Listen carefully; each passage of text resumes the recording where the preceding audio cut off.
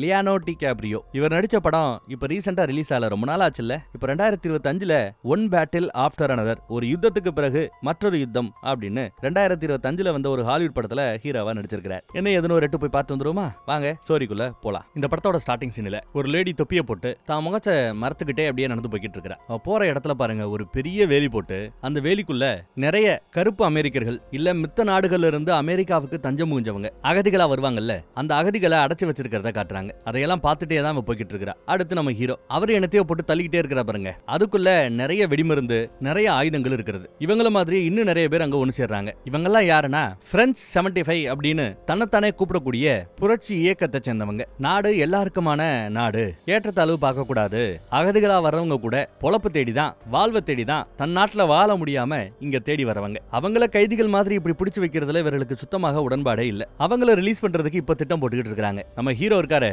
பெரிய ஆளு. அந்த காலகட்டத்தில் இந்த புரட்சி இயக்கத்துக்காக பாம்பு கும்பலாம் பயங்கரமா ரெடி பண்ணவர், ஆயுதங்களை சப்ளை பண்ணவர், உருவாக்கக்கூடியவர். இந்த பொண்ணும் ஹீரோவும் லவ் பண்ணிட்டு இருக்காங்க. ராத்திரி திட்டம் போட்டு பெரிய ஆயுதங்களோட அந்த அகதிகள் முகாமுக்கு வெளியில இருக்கிற புல்வெளியில வேவு பார்த்துட்டு இருக்கிறவங்க மெதுவா அப்படியே உள்ள போறாங்க. அகதிகள் முகாம்ல ஒரு ராணுவம் பாதுகாப்புக்காக இருக்கும். அந்த ராணுவ வீரர்கள் எல்லாரும் தூங்கிக்கிட்டு இருக்கும்போது சத்தமே இல்லாம அவர்கள் எல்லா பேரையும் துப்பாக்கி முனையில பணைய கைதிகளா பிடிக்கிறாங்க. வெளியில அங்கங்க பாம்பெல்லாம் செட் பண்ணி வச்சிருக்காரு நம்ம ஹீரோ. உள்ள அந்த பொண்ணு போறத கவனிக்கலாம். உள்ள ஒருத்தர் தூங்கிட்டு இருக்காரு. யாரையா நீ அப்படின்னு கேட்டா கேப்டனா. இந்த அகதிகள் முகாம பாத்துக்கக்கூடிய கேப்டன் ஸ்டீவன் லாக்ஷா அப்படிங்கிறது அவரோட பேரு. இந்த பொண்ணு துப்பாக்கி காமிச்சு மிரட்டினா அவரு இந்த பொண்ணை பார்த்து சைட் அடிச்சுட்டு இருக்காரு. இந்த பொண்ணை கண்டதுமே பிடிச்சு போச்சா அவருக்கு. அவளும் என்னடா அந்த பார்வை பாக்குற, கையில டேக மாட்டு அப்படியே போடான்னு பின்னாடி எத்தி இழுத்துட்டு போற. அகதிகள் இருந்த அந்த முள் வேலிகளுக்குள்ள ராணுவ வீரர்களை போட்டு அவங்கள லாக் பண்ணிட்டு அகதிகளை ஒரு பெரிய கண்டெய்னர்ல ஏத்தி காப்பாத்தி கூட்டிட்டு போறாங்க. அகதிகள் பல பேரை காப்பாத்தி இருக்காங்க. அதை கொண்டாடுற விதமா துப்பாக்கியால டப்படப்படன்னு சுட்டுட்டு இருக்கிறத கவனிக்கலாம். அப்புறம் இவன் பாம்பு பண்றேன் அது பண்றேன் இது பண்றேன்னு வேலையில இருப்பான். அந்த பொண்ணு காதலோடயே தெரியும். இந்த புரட்சி இயக்கத்தை அடக்கிறதுக்காக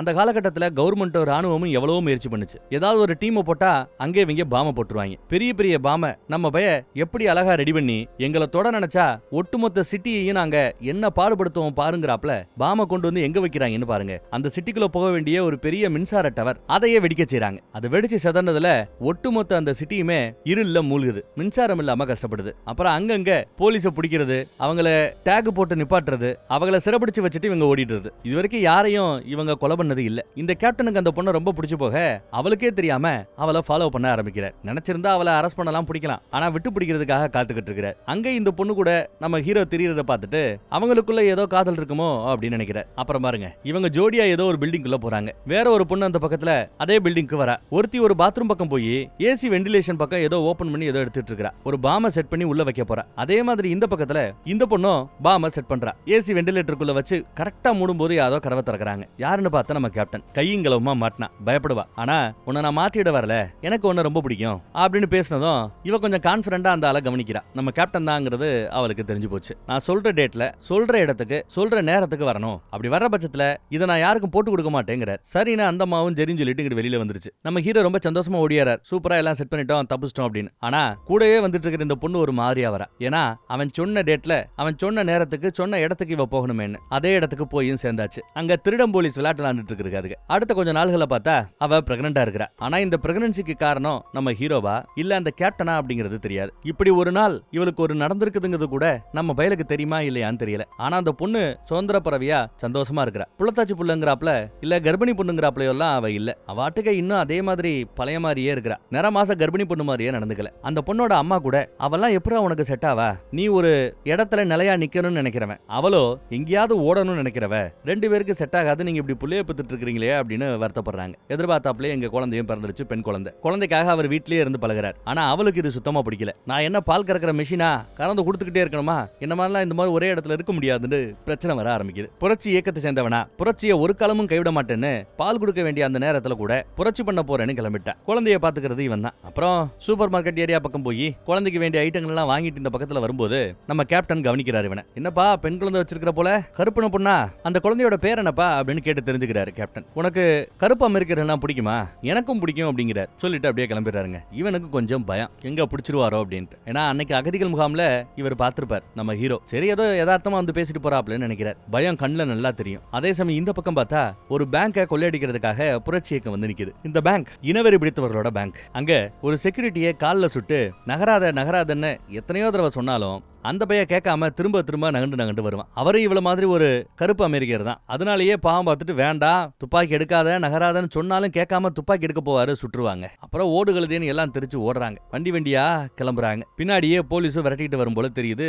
ஏட்டிக்கு பிட்டியா வண்டி ஓடிட்டு போறாங்க. எப்படி இடிச்சு தள்ளிக்கிட்டு நொறுக்கி தள்ளிக்கிட்டு போறாங்கன்னு பாருங்க. சிக்னல் எல்லாம் பாக்குறது இல்ல, கண்ணா பின்னான்னு போறது. எங்கேயோ வண்டி முட்டிக்கிட்டு நிக்குது. எல்லாம் ஆளுக்கும் தனித்தனியா தெரிச்சு ஓடுறாங்க. போலீஸ் ரவுண்டு கட்ட ஆரம்பிச்சிருச்சு. இந்த பொண்ணு ஒரு சந்து பக்கம் ஓடிக்கிட்டு இருக்கா. பின்னாடி 2 வண்டி முன்னாடி 2 வண்டின்னு லாக் பண்ணி பிடிச்சிருச்சுங்க. அந்த பொண்ணை அரெஸ்ட் பண்ணி கூட்டு போறாங்க. அப்போ போலீஸுக்கெல்லாம் எவ்வளவு சந்தோஷம்னு பாருங்க. இவளை பிடிச்சதுல எவ்வளவு பேர் செல்ஃபி எடுத்து அதை என்ஜாய் பண்றாங்கன்னு கவனிக்கலாம். அப்புறம் அவளுக்கு ஹாஸ்பிட்டல்ல ட்ரீட்மெண்ட் கொடுக்கப்படுது. அந்த இடத்துக்கு நம்ம கேப்டன் வந்து நிக்கிறார். உன் மேல பசங்க எல்லாம் செம கொலை வெறியில இருக்கிறாங்க. ஜெயில போட்டா டெஃபினட்டா உனக்கு தூக்குதான். பொம்பளை எல்லாம் பார்க்க மாட்டாங்க. ஆனா அதுக்கு பதிலா நீ அப்ரூவ் ஆயிட்டேன்னா, நான் கேட்கிற கேள்விகளுக்கு பதில் சொன்னேன்னா, உன் கூட இருந்தவங்களை காட்டி கொடுத்தேன்னா உன்னை நாங்க ரிலீஸ் பண்றோம் அப்படின்னு டீல் பேசிட்டு இருக்கிற. அதே சமயம் இந்த பக்கம் அந்த பொண்ணு மாட்டிட்டாங்கிறதுனால அடுத்து கூடவே நம்ம ஹீரோவும் மாட்டுவாருன்னு ஹீரோவை அங்கிருந்து அப்புறப்படுத்துவதற்கான வேலைகள் நடக்கிறது. குழந்தைய தூக்கிட்டு அங்கிருந்து இவரு வேற ஒரு நாட்டுக்கு போக போறாரு. தஞ்சம் புகுந்து போக போறாரு. கொஞ்ச நாளைக்கு அந்த மாதிரி அங்கங்கன்னு சுத்திக்கிட்டு அப்புறம் மறுபடியும் எல்லாம் அமைதியான பிறகு மறுபடியும் இந்த நாட்டுக்கு வரலாமேன்னு திட்டம். அதுக்கு அந்த புரட்சி இயக்கத்தை சேர்ந்த பல பேர் உதவியும் செய்யறாங்க. போலியான பேரு அப்பாவுக்கும் பிள்ளைக்கும். அந்த பேரெல்லாம் கொடுக்குறான் பாருங்க ஒருத்தன், ஒரு கண்ணாடி. அவரை நோட் பண்ணிக்கங்க. பின்னாடி தேவைப்படுவாரு இந்த கண்ணாடி. கொஞ்சம் பயத்துல குழந்தைய தூக்கிட்டு என்ன பண்ணணும் எது பண்ணணும் தெரியாம அவரும் கிளம்பி போறார். இந்த பக்கம் பார்த்தா இவ அப்ரூவரா மாறதுனால இவளுக்கு தங்குறதுக்கு ஒரு இடம், சுதந்திரமா இருக்கிறதுக்குன்னு ஒரு வாய்ப்புன்னு எல்லாம் கொடுக்கப்படுது. காட்டி கொடுத்துட்டா. அதனால இவளுக்கு இந்த சௌகரியம் எல்லாம் கொடுக்கப்படுகிறது. சூப்பர் மார்க்கெட்ல இருந்து ஒரு பொண்ணு தப்பிச்சு வரலான்னு பார்த்தா சுட்டு கொண்டுறாங்க. படிக்கட்டுல இருந்து ஒருத்தர் இறங்குவாரு, அவரையும் சுட்டு கொண்டுறாங்க. எவ்வளவு துப்பாக்கி சண்டைகள் நடக்கிறதுன்னு கவனிக்கலாம். பல பேரை காட்டி கொடுத்து பல பேரோட சாவுக்கு இவ காரணமாயிட்டா. ஒருத்தன் அங்க கார் பக்கம் இருந்தவன் ஒண்ணுமே நடக்காத மாதிரி தப்பிச்சு ஓடிட்டான். இந்த புரட்சி இயக்கத்தை கூண்டோடு அழிச்சதாக சொல்லி கேப்டனுக்கு பதக்கமும் ப்ரொமோஷன் எல்லாம் கொடுக்கப்படுது. அந்த பதக்கத்தையும் ப்ரொமோஷனையும் வாங்கிட்டு என்ஜாய் பண்ணிட்டு அடுத்து அதை கொண்டாடுறதுக்காக இவளை தேடி நம்மால வந்து நிக்கிறான். வந்து கதவை தட்டுவான். உள்ள இருந்து யாரும் கதவை திறக்கிறாப்ல தெரியல. விறுவிறுன்னு தன்னோட காருக்குள்ள போனவரு கதவை உடைக்கிறதுக்குன்னு ஒரு கனமான வெயிட்டான பொருள் ஒண்ணு இருக்கும். அதை எடுத்து நங்குன்னு இடிச்சாரு. கதவு திறந்துருச்சுங்க. ஆனா இவ வீட்டை விட்டு ஓடி போயிட்டா. அந்த கேப்டனை கலட்டி விட்டுட்டு ஓடி போயிட்டா. ஒரு மாஸ்க போட்டு யாருக்கும் தெரியாம எங்கேயோ சுத்தி திரியறத கவனிக்கலாம். மெக்சிகோவுக்கு தப்பிச்சு போறா போல தெரியுது. இந்த பக்கம் குழந்தைய எடுத்துக்கிட்டு இவன் நாடோடி மாதிரி சுத்தி திரியான். கட் பண்ணா இப்போ 16 வருஷம் ஆயிப்போச்சுங்க. இப்போ அந்த குழந்தைக்கு 16 வயசு. கராத்தே எல்லாம் கத்துக்கிட்டு இருக்கிறத கவனிக்கலாம். கராத்தே மாஸ்டர் சூப்பரா பண்றேன்னு பாராட்டிக்கிட்டு இருக்கிறார். இன்னைக்கு ட்ரைனிங் அவ்வளவுதான், கிளம்பலான்னு சொன்ன பிறகு கிளம்பி வரா. பிக்கப் பண்றதுக்கு நம்ம ஹீரோ இப்பதான் அப்பா ஆயிட்டாரே, 16 வயசு குழந்தைக்கு அப்பா. புள்ளைய பாக்குறதுக்காக காத்து கிடக்குற. இங்க ஏதோ பேரண்ட்ஸ் மீட்டிங் வச்சிருக்காங்க போல. மீட்டிங் அட்டன் பண்ண வராரு ஒரு அப்பாவா. பொண்ணை பத்தி கம்ப்ளைண்ட் எதுவும் இல்ல, நல்லா படிக்கிறா வைக்கிறான்னு பாராட்டி தான் பேசிட்டு இருக்காங்க. கொஞ்சம் சேட்டை பண்ணுவா போல. அம்மா இல்லாம வளர்க்குறாங்க இல்லையா, அதனால கொஞ்சம் கஷ்டமா இருக்குதுங்கிறப்பல நம்ம அழு ஃபீல் பண்ணி பேசிட்டு இருக்கிறான். இந்த பக்கம் பாருங்க, இன்னும் அகதிகள் முகாம்களோட எண்ணிக்கை அமெரிக்கால அதிகமாயிட்டே தான் போகுது. அகதிகளை கைதிகள் மாதிரி அங்க இங்க அடைச்சு வச்சுட்டு தான் இருக்கிறாங்க. அடுத்து நம்ம கேப்டனை ஒரு இனவெறி இயக்கம், யாருக்கும் தெரியாம ரகசியமாக செயல்படக்கூடிய ஒரு இனவெறி இயக்கம் உண்டு. வெள்ளையங்க நாங்க தான் ஆண்ட பரம்பரைன்னு, எங்களுக்கு மட்டும்தான் இங்க வாழ்வதற்கு உரிமை இருக்குன்னு சொல்லக்கூடிய ஒரு கூட்டம். அவங்கள பாக்குறதுக்காக நம்ம ஆளுக்கு ரகசிய அழைப்பு வந்திருக்கு. பாக்குறதுக்கு கிளம்பி போறாப்ல. ஹேர் ஸ்டைல் எல்லாம் சரி பண்ணிட்டு போறாரு பாருங்க. அங்க ஒரு 2 பேர் அவர்களை அறிமுகப்படுத்தி பேசிட்டு இருக்காங்க. இவங்கெல்லாம் இந்த கருப்புக்கும் வெள்ளைக்கும் நடுவுல ஒரு பெரிய சண்டை நடந்து அடிமைகளாக கருப்பர்கள் இருக்கணும்னு பயங்கர பிரச்சனை பண்ணி கருப்பர்கள் விடுதலைக்காக போராடும் போது அவங்கள கொலை பண்ண ஒரு பெரிய கூட்டம் இவங்க தான். அப்புறம் காலப்போக்கில் அவர்களுக்கு அடிமை சங்கிலிலிருந்து விடுதலை கிடைச்சது. சரிக்கு சமமா ஓட்டு போடுற உரிமையும் கிடைத்தது. அப்புறம் கஷ்டப்பட்டு போராடி சமநிலைக்காக அவங்க முயற்சி பண்ணிட்டு இருக்காங்க. ஆனா இவங்களோ எல்லாம் முடிஞ்சு போய் இப்பயும் கூட நாம தான் அமெரிக்காவில வாழணும், வெள்ளையர்களுக்கு தான் அமெரிக்காவில உரிமை உண்டு, கருப்பினத்தை சேர்ந்தவங்க நமக்கு சமமானவங்க இல்ல, அவங்க நமக்கு அடிமையாக இருக்கிறதுக்காகவே பிறந்தவனுங்க, எங்க இயக்கத்தை பத்தி உனக்கு கேள்விப்பட்டிருக்கிறான்னு கேட்க நிறையவே கேள்விப்பட்டிருக்கிறேங்கிறாரு நம்ம கேப்டன். இந்த அகதிகள் கிட்ட இருந்து நம் நாட்டை காப்பாத்துறதுக்கு எங்களோட துணை நிற்பீங்களான்னு கேட்கும்போது சரின்னு ஒத்துக்கிறார். ஆனா எங்களோட சேர்த்துக்கிறதுக்கு சில டேர்ம்ஸ் அண்ட் கண்டிஷன் உண்டு. எங்க கிளப்ல உங்களை சேர்த்துக்கிறதா இருந்தா உங்களை பத்தி நாங்க நிறைய விசாரிப்போம். சுத்தமான தூய ரத்தமா நீங்க இருக்கணும். அப்படித்தான் இருக்கிறீங்களான்னு விசாரிக்கிறாங்க. அது என்னடா தூய ரத்தம்னா கலப்பு இல்லாம இருக்கணுமா. கருப்பினத்து பெண்களை இவர் தொட்டு இருக்க கூடாது. கருப்பினத்து ஆட்களோட இவருக்கு எந்த ஒரு ரிலேஷன்ஷிப்பும் இருக்க கூடாது. அந்த மாதிரி எல்லாம் இல்லாம கிளீனா இருக்கிறியா அப்படின்னு விசாரிக்கிறாங்க. ஆமா பக்கா கிளீனு அப்படிங்கிறா நம்மால். ஓகே, அப்படி எல்லாமே இருக்கிற பட்சத்துல நீங்க தாராளமா எங்களோட சேர்ந்துக்கலாம்னு சொன்னதும் அவருக்கு ரொம்ப சந்தோஷமா இருக்குது. இவர்களுக்கு பெரிய பெரிய அரசியல்வாதிகளை தெரியும். பல விஷயங்களை ரொம்ப அசால்ட்டா சாதிக்கக்கூடியவங்க. அவங்களோட குழுவுல சேர்றதுக்கு நம்மால ரொம்ப சந்தோஷப்பட்டு போறார். ஆனா மொத வேலையா அந்த இடத்துல அவர் முடிவு பண்ணிட்டார். இறங்கி வரும்போது இவருக்கு இன்னும் ஒரு ஆள் மேல சந்தேகம் உண்டு. யார் மேல? நம்ம ஹீரோ ஒரு பொண்ணை வளர்த்துட்டு இருக்கான்ல 16 வயசு. அந்த பொண்ணு தனக்கு பிறந்தவளா இல்ல நம்ம ஹீரோவுக்கு பிறந்தவளான்னு தெரியல. ஒரு கால் DNA டெஸ்ட் அது இதுன்னு எடுத்து இவருக்கு தான் பிறந்தவர் அப்படின்ற உண்மை தெரிய வந்தா இந்த கிளப்பை சேர்ந்தவங்களால பெரிய பிரச்சனை வரும். இவருக்கு அடுத்து பெரிய பெரிய வாய்ப்புகள் எல்லாம் பின்னாடி கவர்னர் ஆகலாம், ஏன் பிரசிடண்டா கூட ஆகலாம் இவங்களோட உதவி இருந்தா. அந்த கனவெல்லாம் கனவாவே போய் நின்றுடும். அதுக்கு ஆபத்தா இருக்கிறது அவதான். சோ அவளை DNA டெஸ்ட் எடுக்கணும், பொண்ணா இருந்தா கொல்லணும். இதுதான் இதுதான் அவரோட திட்டம். அப்போ அவர்களை நல்லபடியா அமுச்சு வச்சான்ல ஒரு புது பேரு புது அடையாளம் கொடுத்து கண்ணாடி போட்ட ஒருத்தர். அவரோட யதார்த்த வாழ்க்கையில இருக்கும்போது ஒருத்தன் பின்னாடியே ஃபாலோ பண்ணிட்டு இருப்பாங்க கார்ல. இன்னும் இவர் புரட்சி இயக்கத்தை சேர்ந்தவர் தான். அப்பப்ப ரேடியோ பட்டில ஏதாவது பேசிட்டு இருப்பாரு. இத்தனை வருஷத்துக்கு பிறகும் கூட சைலண்டா புரட்சி இயக்கமும் இருக்குது. ஒரு குழுவா இருக்கிறாங்க புரட்சி இயக்கமும் கூட. தலையில ஒரு கருப்பு பைய போட்டு ஒருத்தர் அரெஸ்ட் பண்ணி இழுத்துட்டு போறார். இதை பார்த்து அங்க இருக்கிற சின்ன பசங்க ஒரு கால் தான் மாட்டிக்கிட்டா என்ன பண்ணணுங்கிறத அந்த பசங்களுக்கு சொல்லி கொடுத்துருக்காங்க போல. அந்த பசங்க ஓடி போய் அதே ரேடியோ பட்டியில இந்த மாதிரி அவர் மாட்டிக்கிட்டாரு, ஆடு மாட்டிக்கிச்சுன்னு அப்டேட் கொடுக்குறாங்க. அவர் அங்கிருந்து அகதிகள் முகாமுக்கு தான் கூட்டு வராங்க. அங்க இருக்கிற ராணுவம் அவரை விசாரிக்குது. 16 வருஷத்துக்கு முன்னாடி ஒரு அப்பா ஒரு குழந்தையினையே வேற அடையாளம் கொடுத்து வேற ஒரு பேர் கொடுத்து அமுச்சு வச்ச அவங்கள காட்டி கொடுத்துரு. அவர்களுக்கு நீ கொடுத்த அந்த வேற பேர் என்ன, அந்த பேரை சொல்லிடு, எந்த நாட்டுக்கு அமிச்ச அதை சொல்லிடுன்னு விசாரிக்கிறாங்க. அவனும் சொல்லிட்டான் போல இப்படி போலி பேர்கள்ல 2 பேர் போயிருக்காங்கன்னு. ஓகே, அதே பேர்ல அந்த நாட்டுல நம்ம விசாரிக்கணும். அப்புறம் இந்த வருஷத்துல 16 வருஷத்துல அவங்க வெளியிலேயே இருக்க மாட்டாங்க. எல்லாம் அடங்கின பிறகு மறுபடியும் நம்ம நாட்டுக்குள்ள வந்திருப்பாங்க. சோ நம்ம நாட்டுக்குள்ள வந்தவங்கல அந்த பேர் கொண்டவர்கள் யாரு எங்க இருக்கிறாங்கிறத பாக்குறதுக்காக இப்போ ஒரு பெரிய ராணுவ புரட்சி அங்க நடந்துட்டு இருக்குது.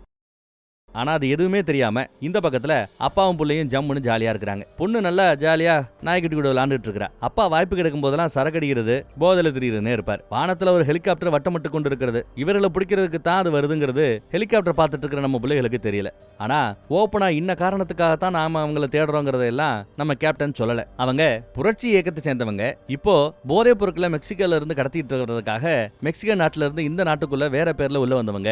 போதைப் பொருளை தடுக்கிறதுக்கு அவங்களை நாம பிடிக்கணுங்கிற தான் தேடிக்கிட்டு இருக்காங்க ராணுவம். அதையெல்லாம் தெரியாம இன்னும் நம்ம புகைய போட்டுக்கிட்டே இருக்கிறான். அப்பா பொண்ணு பேச ஆரம்பிச்சாலே சண்டையில தான் போய் முடியும். தன்னோட புரட்சி இயக்கத்தை பத்தி எல்லாம் இவர் தான் பொண்ணு கிட்ட சொன்னதில்லை. இப்ப பொண்ணு எங்கேயோ வெளியில போறா போல பார்ட்டிக்கு கூட்டு போறதுக்காக 2 ஃப்ரெண்ட்ஸுக்கு வந்து கூட்டு போறாங்க. போகும்போது இந்த பழைய காலத்து மோட்டோரோலா போன் மாதிரி ஒரு போன் இருக்குது. ஆனா அது மோட்டோரோலா போன் கிடையாது. அது 1 கிலோமீட்டர் டிஸ்டன்ஸுக்குள்ள இந்த பொண்ணு எங்க ஏதாவது இருந்தா அவளை கண்டுபிடிப்பதற்காக ஒரு ஜிபிஎஸ் டிராக்கிங் டிவைஸ் மாதிரி. ஆனா அந்த காலகட்டத்தில் இந்த அப்பாவே கண்டுபிடிச்சது பழைய டெக்னாலஜி. 1 கிலோமீட்டருக்குள்ள தான் அது வேலை செய்யும். அதை எங்க போனாலும் எடுத்துட்டு போனோம். என்ன மறந்துடுற, எடுத்துட்டு போன வலுக்கட்டாயமா எடுத்துட்டு போக சொல்ற. சரின்னு எடுத்துக்கிற. அப்புறம் ஃப்ரெண்ட்ஸை மிரட்டுறாப்ல, ஒழுங்கா என் பொண்ணா நல்லபடியா கூட்டு வரணும். அவன் மேல ஏதாவது கீரல் விழுந்துச்சு அம்புட்டுத்தான மிரட்டி அனுப்பிச்சு விடுற. போதும் மிரட்டினதுப்பா, குட் பை அப்படின்னு சொல்லிட்டு கிளம்புறா. உள்ள ஃப்ரெண்ட்ஸுக்கு 3 பேர் இருக்கிறத கவனிக்கலாம். அப்புறம் அவங்க இந்த பக்கம் பார்ட்டி பண்ணிட்டு இருக்காங்க. பாத்ரூம் பக்கம் அவ தனியா இருக்கும்போது ஒரு லேடி வரா, ஒரு பாட்டு பாடுறா, ஒரு கவிதை சொல்றா. அந்த கவிதையோட பாதி கவிதைய அந்த பொண்ணு சொல்லுது. அது போக கிளைமேக்ஸ் கவிதைய இவ சொல்றா. இந்த மாதிரி கவிதையை ஒன்ட்டு நான் சொல்றேன்னா நான் யாருன்னு உங்க அப்பா ஏதாவது சொல்லியிருக்கிறாரான்னு விசாரிக்கும் போது நீங்க யாருன்னு எங்க அப்பா சொல்லல. ஆனா இந்த கவிதையை என்கிட்ட சொல்றவங்கள முழுமையாக நம்பலாம். அவங்க எங்க கூப்பிட்டாலும் என்ன சொன்னாலும் செய்யலாங்கிறத அப்பா சொல்லியிருக்கிறாரு அப்படின்னு அந்த குழந்தை சொல்லும். எஸ், இப்போ உசுருக்கு ஆபத்து, உன்னை கூட்டிட்டு போறதுக்காக தான் வந்திருக்கிறேன். உங்ககிட்ட போன் ஏதாவது இருக்குதா அப்படின்னு கேட்டா அந்த பொண்ணை இல்லைங்குதுங்க. குட், நல்லது, வா கிளம்பலாம் அப்படின்னு அந்த பொண்ணை கூட்டிட்டு கிளம்புறாங்க. கரெக்டா அங்க போலீஸ் 3-4 வண்டியில வராங்க அந்த இடத்துக்கு. அதுக்குள்ள இவங்க ஒரு வேன்ல ஏறி எஸ்கேப் ஆயிட்டாங்க. போலீஸ் இந்த பக்கம் வருது. இவங்க பார்ட்டின்னு சொன்னது ஸ்கூல்ல நடக்கிற பார்ட்டி தான். அந்த பார்ட்டில கூட ஸ்கூலுக்குள்ள புகுந்து ஸ்கூல்ல இவங்க ரைடு பண்ணி அங்க இருக்கிற ஒவ்வொரு ஸ்டூடெண்ட்டையும் விசாரிச்சிட்டு இருக்காங்க. அந்த பொண்ணோட பேர் சொல்லி தெரியுமான்ட்டு. இந்த பக்கம் நம்ம ஹீரோ ஏதோ ஒரு புகையை போட்டுட்டு இருக்கும்போது போன் கால் வருதுங்க. போன்ல அந்த பக்கத்துல பேசுறவங்க இத்தனை வருஷத்துக்கு பிறகு போதைப் பொருட்களை தடுக்கிறோம்னு சொல்லி உங்களை தேடிக்கிட்டு அந்த கேப்டன் வந்திருக்கான். பொண்ணை நாங்க தூக்கிட்டோம், நீங்களும் சேஃபா வந்து சேருங்க அப்படின்னு சொல்லிட்டு கட் பண்ணிட்டாங்க யாரோ. ஆனா எங்க வரணும், எங்க மீட் பண்ணணுங்கிறத தெளிவா பேசிக்கல. இவன் ஒரு மாதிரி பதட்டமாகறான். ஏற்கனவே போதையில வேற இருக்கிறான். அடுத்த கொஞ்ச நேரத்துல பார்த்தா கதவை உடைச்சுக்கிட்டு யாரோ உள்ள வராங்க. ராணுவம் தான் உள்ள வருது. உள்ள வந்து பார்த்தா நம்ம பையன் அங்க இல்ல. சுத்தியும் முத்தியும் தேடுதல் வேட்டையில ராணுவம் இறங்கி இருக்கு. பொண்ணோட போட்டோ, அப்பாவோட போட்டோ எல்லாமே இங்க இருக்குது. அப்புறம் குழந்தையா இருக்கச்ச அவளோட போட்டோவை பார்த்துட்டு கேப்டன் நல்லா அந்த போட்டோவை மோந்து பார்த்துட்டு இருக்கிறார். அப்புறம் படுக்கைக்கு கீழே ஏதோ ஒரு ஓட்டம் இருக்கிறதாவும் அது ஒரு சுரங்கம் மாதிரி தெரியுது. இந்த சுரங்கம் எவ்வளவு தூரம் போகுதுன்னு தெரியலன்னு ராணுவம் எடுத்து சொல்லும். இப்பதான் போயிருக்க வாய்ப்பு இருக்குன்னு சொன்னதும் கொண்டாங்கடா ஒரு கண்ணீர் புகை குண்டன்னு புகை குண்டை தூக்கி உள்ள போட்டு மூடிய போட்டு மூடிடுறாங்க. புகை படு வேகமா இந்த பக்கத்துல வருது. அதுக்குள்ள நம்மால தவந்து ஒரு வழியா காட்டுக்குள்ள இருந்த கைவிடப்பட்ட ஒரு பாத்ரூம் உடைச்சுக்கிட்டு வெளியில வரதை கவனிக்கலாம். புகை மூக்குல ஏறி இருக்கும் போல மூக்க பிடிச்சிக்கிட்டே வர. பொண்ணு கராத்தே எல்லாம் கத்துட்டு இருக்கா. அவளோட ஷெட்யூல் கேலண்டர் எல்லாம் இங்க இருக்கும். அதை ராணுவம் எடுத்துக்குது. கண்ணுல இருந்த புகை எல்லாத்தையும் நல்லா கழுவிட்டு ஒரு பாத்ரூம் பக்கம் போய் நல்லா கழுவிட்டு சூப்பர் மார்க்கெட் ஏரியா பக்கம் ஒரு கண்ணாடி ஆட்டைய போட்டு ஓடி போய் ஒரு நம்பருக்கு கால் பண்றார். அந்த புரட்சி இயக்கத்தோட கஸ்டமர் கேர் நம்பர் தான். ஆனா இவங்க இந்த மாதிரி ஒரு சூழல்ல பேசும்போது ஓப்பனா எல்லாத்தையும் பேசிக்க முடியாது. கோடுவேர்டு மாதிரி சில கேள்விகள் சில பதில்கள் எல்லாம் சொல்லணும். அப்பதான் இன்னாரு பேசுறாருன்றத ஆப்போசிட்ல இருக்கவங்க புரிஞ்சுப்பாங்க. தப்பான பதில் சொன்னா ராணுவமோ போலீஸோ கூட நம்மள பிடிக்கிறதுக்கு முயற்சி பண்ண ஏதோ பாக்குறானுங்கிறத நம்ம புரிஞ்சுக்க முடியும். அதுக்காக இந்த செட்டப். கடிகாரத்துக்கு கை இல்ல அப்படின்னு ஒரு பதில், ஏன் கை இல்லைன்னு ஒரு கேள்வி, ஏன்னா கடிகாரத்துக்கு கை தேவையில்லைன்னு ஒரு பதில். அப்புறம் டைமிங் ஒண்ணு கேட்கிறாரு. அந்த டைமிங் மட்டும் நம்ம ஆளுக்கு மறந்து போச்சு. பல வருஷத்துக்கு முன்னாடி கோடு வேடல ஏதோ ஒரு டைமிங்னு ஒரு கேள்வி கேட்கறாங்க. இருக்காங்க. என்ன பதிலும் மறந்து போச்சுடா, நான் செம போதையில இருக்கேன்டா, வயசாகி போச்சுடா. தான் ஒரிஜினல் பேரை சொல்லி ஒரு காலத்துல தான் ஒரு வார் ஹீரோவா இருந்ததெல்லாம் சொல்லி என் பொண்ணை எங்க கூட்டு போறாங்கிறத மட்டும் சொல்லி சொல்லடான்னு கேட்டா, அந்த பக்கம் ரகசிய இயக்கத்தோட கஸ்டமர் கேர் அந்த ஆளு சொல்லவே மாட்டேங்கிறான். ரூல்ஸ்ல அதெல்லாம் இல்லங்க, நாங்க அந்த மாதிரி எல்லாம் ஏமாற முடியாது, சொல்ல முடியாதுன்றான். நம்மளுக்கு காண்டாகுது, நீ மட்டும் என் கையில கிடைச்சா அவனே கொன்னுடுவேன் அப்படின்னு பேசிட்டு இருக்கும்போது காலை கட் பண்ணி விட்டார். அந்த பக்கம் பாருங்க எவ்வளவு பேரை வேலை பார்க்குற இடத்துல எல்லாம் பிடிச்சி விசாரிச்சுட்டு இருக்கிறாங்க என்று கவனிக்கலாம். நம்ம ஹீரோவும் அந்த ஏரியா விட்டு நகர்ந்து வந்துட்டு இருக்கிறார். எங்க பார்த்தாலும் போலீஸ் ராணுவம் சுத்திக்கிட்டே இருக்குது. எங்க நம்ம பையன் இப்போ தேடி வந்திருக்கான் அப்படின்னா, நம்ம ஹீரோயின் கராத்தே கிளாஸுக்கு போனால அந்த கராத்தே மாஸ்டரை பாக்குறதுக்காக ஓடியாராம். கராத்தே மாஸ்டர் எதையும் கண்டு பயப்படுறாப்புல தெரியல. நம்மளால தான் தவந்து தவந்து பயந்து பயந்து வரான். என்னாச்சு ஏதாச்சும் விசாரிக்க நம்மளால நடந்த கதை எல்லாத்தையும் சொல்றாரு. அப்படி என்னடா உன்னை இவ்வளவு பேர் தேடுறாங்க வலவீசி, என்னடா பண்ண விசாரிக்கும் போது பிரெஞ்சு 75 அந்த புரட்சி இயக்கத்துல 16 வருஷத்துக்கு முன்னாடி தான் இருந்ததா எடுத்து சொல்ல, ஓ அந்த கேங்கா, வெரி குட் அப்படின்னு கதவை சாத்திட்டு, சரி வா போலாம், உனக்கு என்ன வேணும் அப்படின்னு கேட்டா, என் பொண்ணு இருக்கிற இடத்த கண்டுபிடிக்கிறதுக்கு எனக்கு ஒரு போன் வேணும், அப்புறம் பாதுகாப்புக்கு ஒரு துப்பாக்கி வேணும்னு கேக்குறாரு. சரி வீட்டுக்கு வா எடுத்துறேன்னு வீட்டுக்கு கூட்டிட்டு போறாப்ல. போற வழியிலேயே போன்ல இந்த மாதிரி நாங்க வரோம், போலீஸோ ராணுவமோ நம்ம வீட்டு பக்கம் பரிசோதனைக்கு அடுத்து வரதுக்கு வாய்ப்பு இருக்குது, அதுக்குள்ள நாம தயாரா இருக்கணும்னு அப்டேட் கொடுத்துறாரு. இங்க அந்த பொண்ணோட ஃப்ரெண்ட்ஸுக்கு எல்லாத்தையும் கூப்பிட்டு உட்கார வச்சு ஒவ்வொருத்தவங்களையும் மிரட்டி அந்த பொண்ணு எங்கிறத விசாரிக்கிறாங்க. அவங்க தெரியாதுன்னு இருக்காங்க. சரி அந்த பொண்ணோட மொபைல் நம்பர் கொடுங்க அப்படின்னு கேட்டா, அந்த பொண்ணு மொபைல் நம்பர் எல்லாம் பயன்படுத்துறது இல்லைன்னு 3 பேரும் பேசி வச்சாப்ல சொல்றாங்க. எது பயன்படுத்துறது இல்லையா, 16 வயசு பொண்ணு ஒருத்தி, அதுவும் அமெரிக்கால போனை யூஸ் பண்ணலன்னு சொல்றது நம்புறாப்ல இல்ல அப்படின்னு சொல்லும்போது, அவங்க அப்பா போனை பயன்படுத்தக்கூடாதுன்னு ரொம்ப ஸ்ட்ரிக்டா இருக்காரு, அதனால அவ போனை பயன்படுத்துறது இல்லைன்னு மித்த பொண்ணுங்க சொல்லிட்டு இருக்கு. அந்த ஃப்ரெண்ட்ஸுகள் எல்லாம் இவங்க கராத்தே சென்டர்ல இருந்து அவங்க வீட்டை நோக்கி போகையில அந்த பக்கத்துல பொண்ணு கராத்தே யூனிஃபார்ம் போட்டிருந்தால, அப்ப கராத்தே கிளாஸுக்கு போக வாய்ப்பு இருக்குன்னு அந்த கிளாஸை கண்டுபிடிச்சு அங்கேயும் ராணுவம் வந்து லைட் அடிச்சு பார்த்துட்டு இருக்குது. இந்த பக்கம் கார்ல நம்ம ஆள்கள் தொடர்ந்து போயிட்டே இருக்காங்க. அப்படி போற வழியில தான் உன் பொண்ணு ஏதாவது போனுக்குன்னு பயன்படுத்துவா வைப்பாலே, அதை வச்சு போலீஸ் பிடிக்குமே அப்படின்னு அவர் விசாரிப்பார். இல்ல என் பொண்ணு நான் போன் கொடுக்கறது இல்ல, போனை பயன்படுத்துறது இல்லன்னு இவர் சொல்லும்போது ஆள் ஒரு மாதிரியா பாக்குறாரு. என்னடான்னு பார்த்தா அப்பாவுக்கு தெரியாம அந்த பொண்ணு மொபைல பயன்படுத்திட்டு இருக்குதுங்க. அப்பாவ கிட்ட போன் இருக்குது. கராத்தே மாஸ்டர் நம்பர் கொடுத்துருப்பாரு போல. இங்க கரெக்டா ரிங் அடிக்குதுங்க. ஏண்டி உன்னை காப்பாத்தி கூட்டிட்டு போய்கிட்டு இருக்கிறோம், போன் இல்லன்னு பச்சை போய் சொல்ற, உன்னை எப்படி நம்புறது, போனை கொண்டா அப்படின்னு போனை கேட்கிறாங்க. அப்புறம் அந்த சாங்கிறவன் யாருன்னு உனக்கு தெரியுமான்னு கேட்க, உங்க அப்பா சொல்லியிருக்கிறாரா, கேப்டன் ஷாவை பத்தி ஏதாவது சொல்லியிருக்கிறாரான்னு கேட்கும்போது இந்த பொண்ணு சொல்லியிருக்கிறாரு அப்படிங்குது. என்ன சொல்லியிருக்கான்னு கேட்டா, எங்க அம்மாவை கொன்னது அவர்தான்னு சொல்லியிருக்கிறதா இந்த குழந்தை சொல்லும். சரி போனை கொண்டான்னு போனை வாங்கி வீசி எறிஞ்சிட்டாங்க. போன் பண்ணது நம்ம பையன் தான். போன் இப்ப தெரிச்சிருச்சு. இந்த பக்கம் ராணுவம் உள்ள புகுந்து இப்படியெல்லாம் அடாவடி பண்றத அங்க இருக்கிற மக்களுக்கு பிடிக்கல. அதனால மக்கள் எல்லாம் போராட்டம் பண்ண ஆரம்பிக்கிறாங்க. போராட்டத்தை கலவரமாக்கணும்னு இவர் முடிவு பண்ணி யாரோ ஒருத்தவன்ட்ட இன்ஃபார்ம் பண்றாரு. உடனே அவன் ஒருத்தர் ஒரு ராணுவ வீரனையே பொதுமக்கள் மாதிரி மாஸ்க் போட்டு தொப்பியை போட்டு இந்த பக்கத்துல வர சொல்ல, அவன் ஓடியாந்து மக்களுக்கு மத்தியில இருந்து பெட்ரோல் குண்டு எடுத்து வீசுவான். உடனே அடுத்து லத்தி சார்ஜ் பண்ணலாம், புகை குண்டுகளை போடலாம். புகை குண்டுகளை போடுறாங்க, லத்தி சார்ஜ் பண்ண ஆரம்பிக்கிறாங்க. எல்லாம் தெரிச்சு ஓடிக்கிட்டு இருக்கும்போது என்ன நடக்குதுன்னு கராத்தே மாஸ்டர் கேட்டு தெரிஞ்சுக்கிறார். யுத்தமே நடக்குது, 3ஆம் உலக போர் நடக்கிற ரேஞ்சுக்கு போய்கிட்டு இருக்குதுங்கிறான் ஒருத்தன். சரி மொட்டமாடி பக்கம் வந்துருங்க அப்படின்னு சொல்லிட்டு போறார். அப்புறம் இவருக்கு சொந்தமா ஒரு சூப்பர் மார்க்கெட் இருக்குது போல. அங்க பொண்ணுகிட்டையும் பொண்டாட்டிக்கிட்டையும் கடையை காலி பண்ணுங்க, கிளம்புங்கன்னு எல்லாத்தையும் கிளப்ப சொல்றாங்க. அப்புறம் மேல வந்து பார்த்தா கராத்தே மாஸ்டர் பேருக்கு தான் கராத்தே மாஸ்டர், ஆனா நிஜத்துல அவரு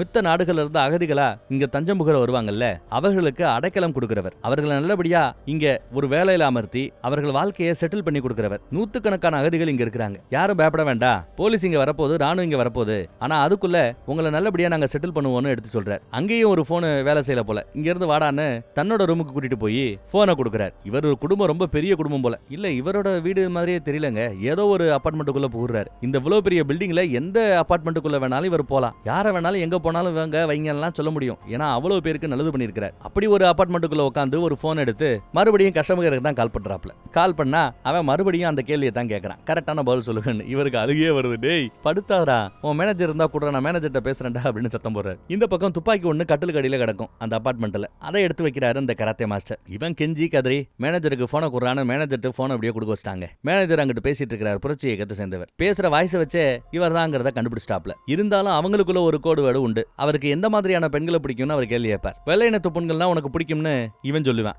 சரியான பதில். டேய் யார்கிட்ட தெரியுமா அவ்வளவு உரண்டு எடுத்துட்டு இருந்திருக்கிற, ஒரு காலத்துல நம்ம இயக்கத்தோட வார் ஹீரோடா அவரு, மன்னிப்பு கேள்றா அப்படின்னு சொல்லிடுறாரு. உடனே அந்த பைய கஸ்டமர் கேர் பைய மன்னிப்பு கேட்கறாங்க, மன்னிச்சுக்கப்பா அப்படின்னு. சரிடா என் பொண்ணு எங்கடா கூட்டு போறாங்கன்னு கேட்டா, நன்னுங்க கன்னியாஸ்திரிகள் இருக்கக்கூடிய ஒரு இடம் இருக்குதான், ஒரு சர்ச் இருக்குதான், அந்த சர்ச்சுக்கு தான் பொண்ணை கூட்டிட்டு போறதா எடுத்து சொல்றாப்ல. அதே சமயம் இங்க பாத்தீங்கன்னா இங்கேயே ரகசியமா ஒரு சுரங்கப்பாதை இருக்குதுங்க. அந்த சுரங்கப்பாதை வழியா அகதிகள் எல்லாத்தையும் அண்டர் கிரவுண்டுக்கு கூட்டு போறாரு. பதட்டமே படல பாருங்க. கராத்தே மாஸ்டர் பதட்டப்படவே இல்லை. ஏன்னா இந்த மாதிரி நடந்தா என்ன பண்ணணுங்கிறத ஏற்கனவே பக்காவா அவங்க பிளான் பண்ணி வச்சிருக்காங்க. சூப்பர் மார்க்கெட் பக்கமே இப்போ ராணுவம் வந்துருச்சு, கதவை தட்டுது. அதை பார்த்தது ஒரு சின்ன பையன் பயந்து ஓடுனதும் போலீஸ் சூப்பர் மார்க்கெட் கதவுகளை உடைச்சுக்கிட்டு இப்ப மேல வர போறாங்க போல. அப்புறம் இங்க இவரை கூட்டிக்கிட்டு சறுக்கிக்கிட்டு வர ஒரு பையன் கிட்ட இந்தா என் கார் சாவி, இவர் நல்லபடியா அந்த கார்ல கொண்டு போய் ஏத்தி விடு, அவர் அங்க இருந்து எங்கேயாவது தப்பிச்சு போயிடுவாரு அப்படின்னு அனுப்பி வைக்கிறார். கரெக்டா இவங்க வராண்டாவை கிளியர் பண்றாங்க. துப்பாக்கி வாங்கிட்டு வணக்கம் வச்சுட்டு அவனும் கிளம்பி போறான். மொட்டை மாடியில இருந்து அவங்க தப்பிச்சு போறாங்க. இவர் சுரங்கப்பாதை வழியா தப்பிச்சு போறாரு. இப்படி அவங்க 2 பேருமே அந்த வராண்டா விட்டு கிளியர் பண்ணுவாங்க பாருங்க. அதுக்கு பிறகு மிலிட்டரி ஆட்கள் அங்க வராங்க. ஜஸ்ட் மிஸ்ல எஸ்கேப் இவங்க எல்லாம். இங்க நண்பர்களை விசாரிச்சு உங்களை ஜெயில அரெஸ்ட் பண்ணுவோம், தூக்கி உள்ள வைப்போம்னு சொன்ன பிறகு பயந்து போய் ஒருத்தர் அந்த பொண்ணோட போன் நம்பரை சொல்லிட்டான். சோ கடைசியா இந்த பொண்ணோட போனு எங்க டிராபிக் கட்டாச்சு, சிக்னல் கட்டாச்சுங்கிறத ராணுவம் கண்டுபிடிச்சிரும். இந்த மாதிரி இந்த தசை பக்கம் போய்கிட்டு இருக்குது, இந்த இடத்துல கடைசியா சிக்னல் இருந்திருக்குது அப்படிங்கறத கேப்டனுக்கு அப்டேட் கொடுக்குறாங்க. உடனே கேப்டன் அங்க வந்து கிளம்புறாரு. அதுக்குள்ள இங்க எவ்வளவு இடத்துக்கு மேல எவ்வளவு பில்டிங் எல்லாம் தாண்டி தாண்டி தாண்டி தாண்டி நம்ம ஆட்கள் போறாங்கன்னு பாருங்க. அந்த பசங்க பழகுன பசங்க பில்டிங் விட்டு பில்டிங் எல்லாம் அழகா ஜம்ப் பண்ணி போறானுங்க. ஆனா நம்மால அப்படி இல்ல, கஷ்டப்பட்டு தான் போறான். இதுல ஒரு பில்டிங்ல இருந்து இன்னொரு பில்டிங் ஜம்ப் அடிக்கும் போது ஜம்ப் மிஸ் ஆகி மரத்தெல்லாம் பொளந்துகிட்டு பொத்துன்னு கீழே வந்து விழுகுறாங்க. 20 அடி உயரத்துல இருந்து கீழே விழுந்து இந்த பக்கத்துல ஓடியாராம பாருங்க. போலீஸ் கரண்ட் ஷாக் கொடுத்து அந்த பயல பிடிச்சிருச்சு. யார? நம்ம ஹீரோவை பிடிச்சாச்சு. ஹீரோ மாட்டிக்கிட்டாங்கிற செய்தி கராத்தே மாஸ்டருக்கு போதுங்க. அவர் கொஞ்சம் வருத்தப்படுறார். அதே சமயம் ஹீரோவோட பொண்ணை கன்னியாஸ்திரிகள் இருக்கக்கூடிய ஒரு சர்ச்சுக்கு கூட்டிட்டு வராங்க. ஒரு அம்மா வந்து முகத்தோட முகம் வச்சு கண்ணோட கண் வச்சு நேருக்கு நேரா பாக்குறாங்க. என்ன பாக்குறதுக்கு என்னோட அம்மா மாதிரி இருக்கிறனா அப்படின்னு ரொம்ப பெருமையோட அவ கேட்பா. அவங்க அம்மா காட்டி கொடுத்த விஷயம் பொண்ணுக்கு தெரியாதுல்ல, ஏதோ பெருசா புரட்சி பண்ணவன் நினைச்சுக்கிட்டு அப்படி எல்லாம் பெருமிதத்தோட பாக்குறா. உன் அம்மாவால வந்த பிரச்சனைகள் ஜாஸ்தி, அதே மாதிரி உன்னால பிரச்சனை வந்துருமோன்னு பயமா இருக்குன்னு அந்த அம்மா. சரி இங்கேயே தங்கிக்கலாம், ஆனா ஓசியெல்லாம் ஜோறு போட மாட்டோம், டெய்லி வேலை பார்க்கணும், வேலை பார்த்து உழைப்புக்கு ஏத்தாப்புல தான் உனக்கு சோறு அப்படின்னு சொல்லிட்டாங்க. என்னாலையும் உழைக்க முடியும்னு திமிரா சொல்லிட்டு வருவா. அவளுக்கு இதுதான் ரூம்னு ஒரு லேடி வந்து காட்டிட்டு போறாங்க. வெளியில அந்த பக்கம் தன் அம்மாவோட உண்மையான நிலவரம் அவளுக்கு தெரியாது. ஏதோ ஒரு புரட்சியில பெருசா சாதிச்சவ தான் அம்மான்னு அவன் நினைச்சுக்கிட்டு இருக்கா. காட்டி கொடுத்தவளோட பொண்ணுங்கிறது அவளுக்கு தெரியாது அப்படின்னு சொல்லும்போது தெரியாம இருக்கிறதே நல்லதுங்கிறாப்ல அந்த அம்மா எடுத்து சொல்லிட்டு இருக்காங்க. இத்தனை வருஷத்துக்கு பிறகு இந்த மாதிரி பிரச்சனைகள் வரும்னு யாரும் எதிர்பார்க்கலன்னு அவங்களுக்குள்ள பேச்சு. அதே சமயம் அந்த பக்கம் ரொம்ப காஸ்ட்லியான ஒரு கார்ல ஒரு பெரிய பங்களாவுக்கு ஒருத்தர் வர்றார். இவர் தான் அந்த வெள்ளை வெறிபிடிச்ச இயக்கத்தோட தலைவர். அவரோட வீட்டுல ரகசிய கதவு ஒண்ணு இருக்கும். அதை திறந்தா இங்கேயும் அண்டர் கிரவுண்ட் இருக்குது. ஆனா அந்த அண்டர் கிரவுண்டு பாருங்க எவ்வளவு பிரம்மாண்டமா எவ்வளவு பெருசா கட்டிருக்காங்கன்னு பாருங்க.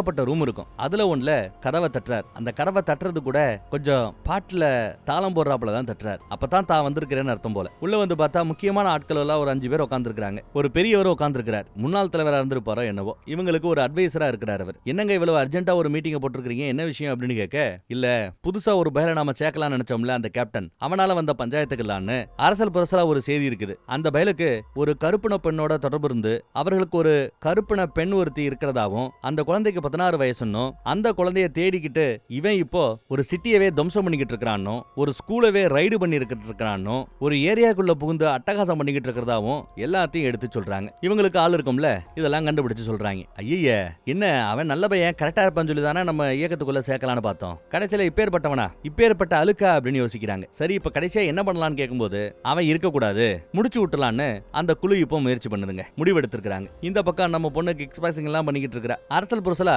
இங்க எல்லாரும் பேசிட்டு இருப்பாங்கல்ல, அப்படி பேசிட்டு இருக்க வச்சு இந்த பொண்ணு தான் அம்மாவை பத்தி ஏதோ தெரிஞ்சுக்கிட்டா போல. எங்க அம்மா பத்தி என்னென்னமோ பேசிட்டு இருக்காங்களே அதெல்லாம் உண்மையானு கேட்க ஒருத்தி ஆமான்னுவா. ஆனா எங்க அப்பா அவங்க ஒரு வார ஹீரோன்னு எடுத்து சொல்லி இருக்காங்களேன்னு கேட்கும்போது அந்த அம்மா எதுவும் பதில் சொல்லல. இந்த பக்கம் பார்த்தா சின்ன புள்ள அழுகுறாப்ல நம்ம பையன் அழுதுகிட்டு இருக்கிறான். போதையில கிடக்குறாப்லயே கிடக்குறான். அவனை ஹாஸ்பிட்டல்ல தங்க வச்சு ட்ரீட்மெண்ட் கொடுத்துட்டு இருக்கும்போது ஹாஸ்பிட்டல்ல இருக்கிற நர்சம்மா அவனோட கைவிலங்க அவுத்து விட்டு பக்கத்துல கதவை திறந்து விட்டு பாத்ரூம்க்கு இந்த பக்கம் போலாம்பா அப்படின்னு சொல்லிட்டு அப்புறம் காதுக்கு பக்கத்துல வந்து கீழே ஒரு கார் உனக்கு காத்துக்கிட்டு இருக்குது, எஸ்கேப் ஆகிற வழியை பாருன்னு திறந்து விட்டுட்டு போதும் அந்த அம்மா. நம்மாலும் சத்தமே இல்லாம அந்த கதவு வழியா அங்கிட்டு வந்தா அது பாத்ரூம் கதவு இல்ல, பக்கத்து ரூம் கதவு. அது வழியா கொல்லப்புறத்து டோர் வழியா இறங்கி கார்ல ஏறிட்டாங்க. யாரு? நம்ம கராத்தே மாஸ்டர் தான். இவரு பல அகதிகளை இந்த மாதிரி உதவி பண்ணி இந்த ஊர் முழுக்க நிறைய பேரை செட்டில் பண்ணி வச்சிருக்காரு. அந்த நர்சமா கூட இவங்களால செட்டில் செய்யப்பட்டவங்க தான். அதனாலதான் நன்றி கடனோட அதெல்லாம் அவங்க செய்யறாங்க. கார்ல காப்பாத்தி கூட்டிட்டு போய்கிட்டு இருக்கிறார். இப்ப எங்க போகணும் அப்படின்னு கேட்கும்போது நன்னுங்க இருக்கக்கூடிய அந்த சர்ச்சுக்கு தான் நம்ம போகணுங்கிறத அவர் எடுத்து சொல்றார். இந்த பக்கம் நம்ம கேப்டனு கடைசியா சிக்னல் கட்டாச்சுல்ல, அந்த பொண்ணோட போனை தூக்கி எறிஞ்சாங்கல்ல,